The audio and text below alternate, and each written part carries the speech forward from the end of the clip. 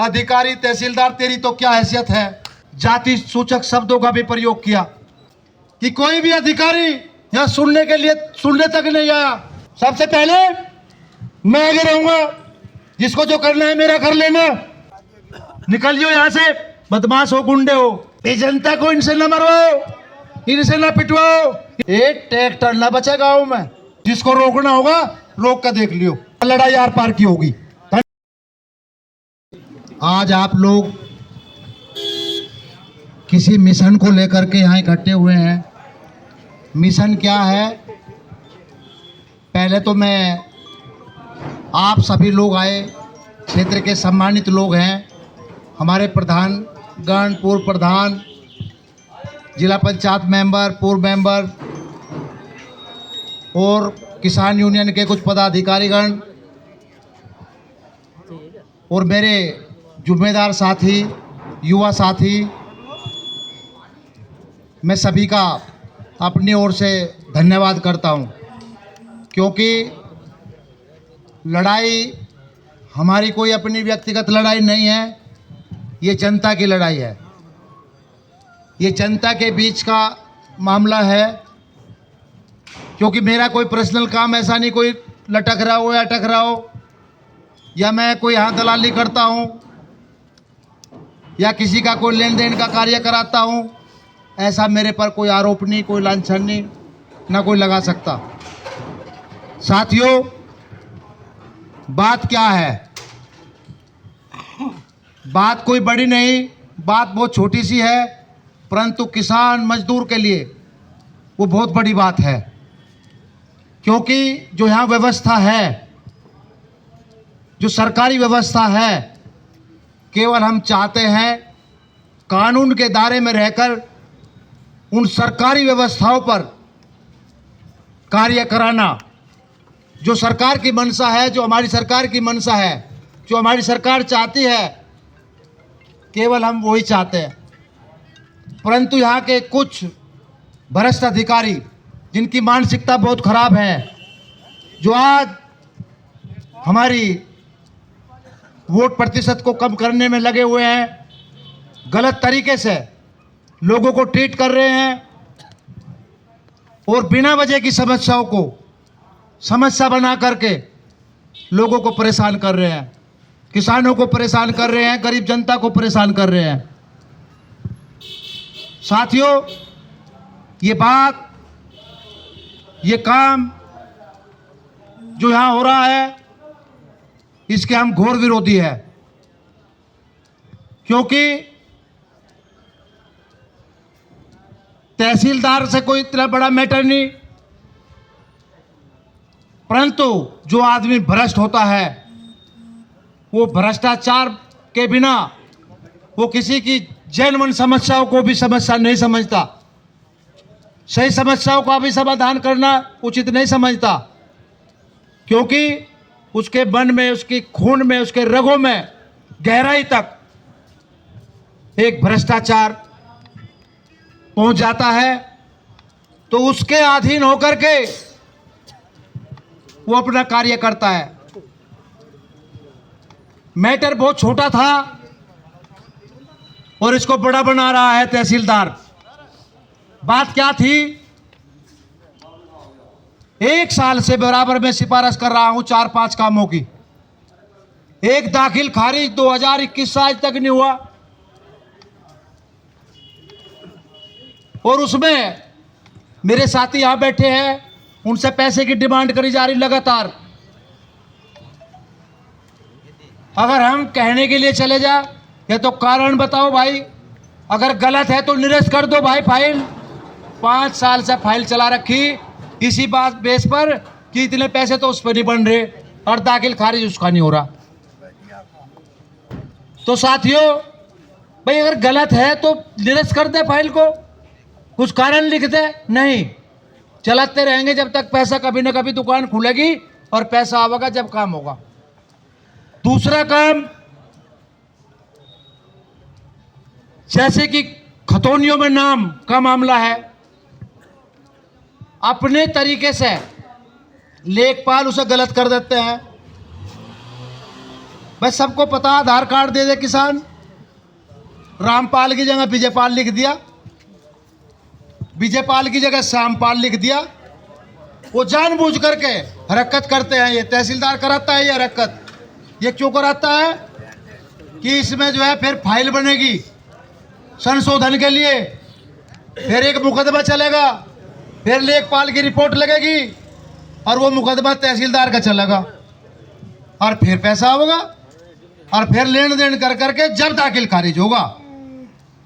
तो दूसरी बात यह, और तीसरी बात, आज हमारे गरीब के बच्चे जो एससी जाति से बिलोंग करते हैं उनको सर्टिफिकेट्स की जरूरत होती है, कहीं एडमिशन में, कहीं नौकरियों में।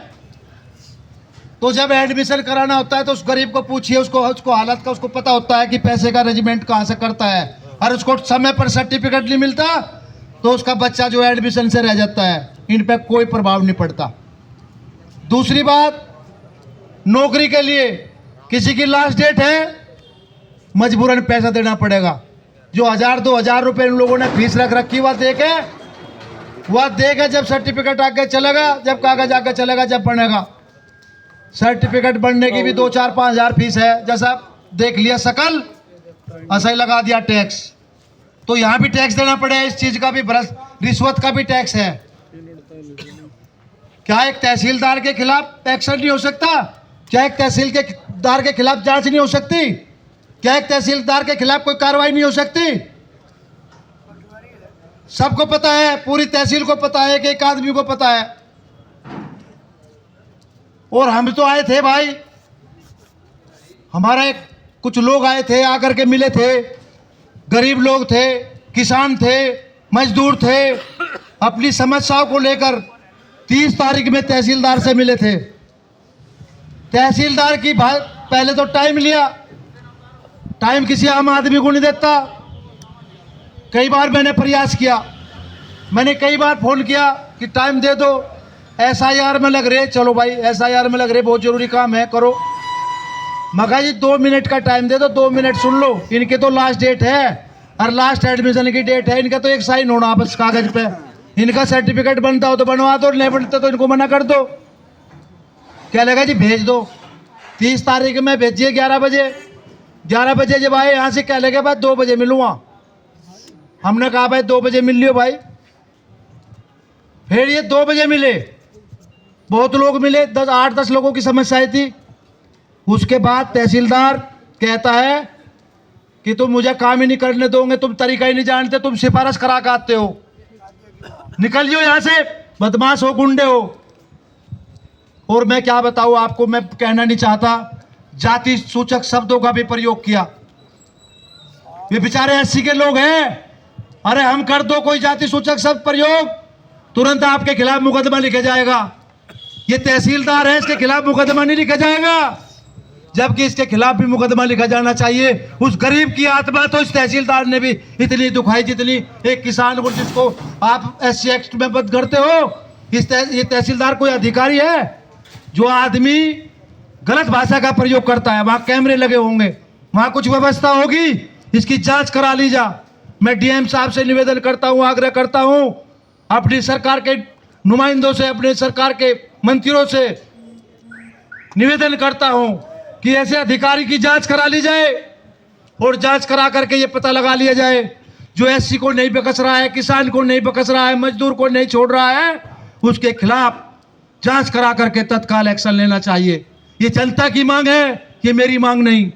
और जनता किसकी है? सरकार में बैठे हुए लोगों, ये जनता आपकी है। इस जनता को इनसे न मरवाओ, इनसे न पिटवाओ, इन बेईमानों को बाहर कर दो, इन बेईमानों को बाहर का रास्ता दिखा दो। मेरा केवल यही निवेदन है सरकार के लोगों से। सरकार हमारी है, सरकार के खिलाफ कोई धरना नहीं दे रहा, सरकार के खिलाफ कोई नहीं बैठा, ये केवल एक तहसीलदार के खिलाफ बैठे हैं लोग।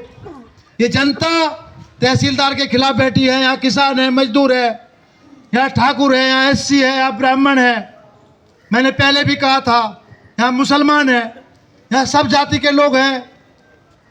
तो साथियों, बैठे सरकार के लोगों, आप इस पर चिंतन करें।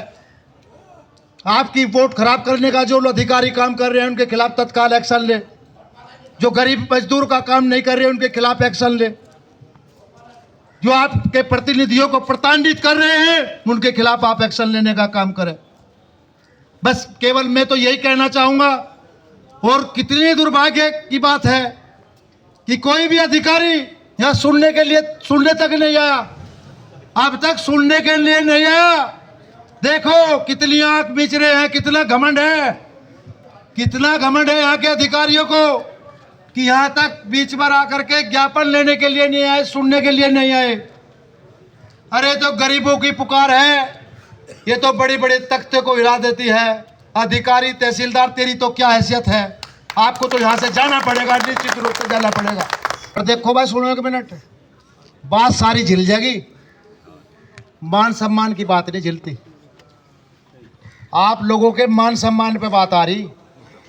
आप यहाँ बैठे सारे चेहरे हैं आज, अगर आप लोगों ने इनको ताकत ना दिखाई और 12 तारीख में आप लोगों ने इनसे हिसाब ना करा, 16 राइट, तो 16 राइट, तो 16 तारीख में अगर आप लोगों ने इनसे हिसाब ना करा तो फिर मजा नहीं आने का। एक ट्रैक्टर ना बचे गांव में, 65 गांव है इस ब्लॉक के। मैं ब्लॉक की लड़ाई लड़ रहा हूं और तहसील की लड़ाई लड़ रहा हूं। जहां तक तहसील के गांव होंगे वहां तक भी संपर्क करेंगे, लोगों की समस्याएं बहुत हैं। ये 16 तारीख में गांव में ट्रैक्टर ना बचे। जहां जहां जरूरत पड़ेगी मुझे बुलाओ, मैं जाऊंगा। जिस घर में जाना मुझे वहां पहुंचूंगा, जहां जहां मुझे पहुंचना मैं सारे को पहुंचूंगा। और पूरे दल बल के साथ ट्रैक्टर टोली इस तहसील प्रांगण में घुसेगी 16 तारीख में। जिसको रोकना होगा रोक कर देख लियो, मैं चैलेंज के साथ कह रहा हूं। 16 तारीख में यहाँ ट्रैक्टर टोली घुसेगी, इसमें तहसीलदार के यहाँ घुसेगी। और तहसीलदार को तब तक कार्यालय में बैठने नहीं दिया जाएगा जब तक किसानों की और मजदूरों की और ऐसी समाज के लोगों की समस्याओं का समाधान नहीं होगा।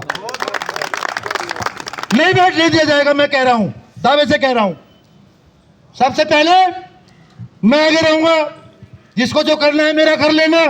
मैं कह रहा हूं यहाँ के प्रशासन को, आग बीच कर बैठ गया, आप तो मेरे पीछे रह लियो, जो मेरे साथ रहोगे साथ रह लियो, जो आगे रहेगा आगे रह लियो, जो पीछे रहेगा पीछे रह लियो, पर लड़ाई आर पार की होगी।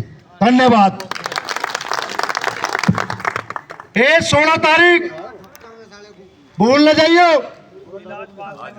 और चर्चा ऐसे शुरू 16 तारीख की बैलाजी होगा। एक घमंड तो रावण का भी नहीं रहा था, पता सबको। इसका क्या घमंड, छोटा सा अधिकारी, छोटा सा ही तो है, बेईमान। बस सबका इलाज होगा, जितने भ्रष्ट है सबकी लिस्ट उतन बड़ी लिस्ट खुलेगी। बड़ी लिस्ट खुलेगी, जहां जहां जिन लोगों ने जितना भ्रष्टाचार कर रखा है सबकी लिस्ट यहाँ पढ़ी जाएगी 16 तारीख में। जिसके पैसे ले रखे वे भी उल्टे देने पड़ेंगे, नंगे करेंगे ना, सीधी बात है। धन्यवाद।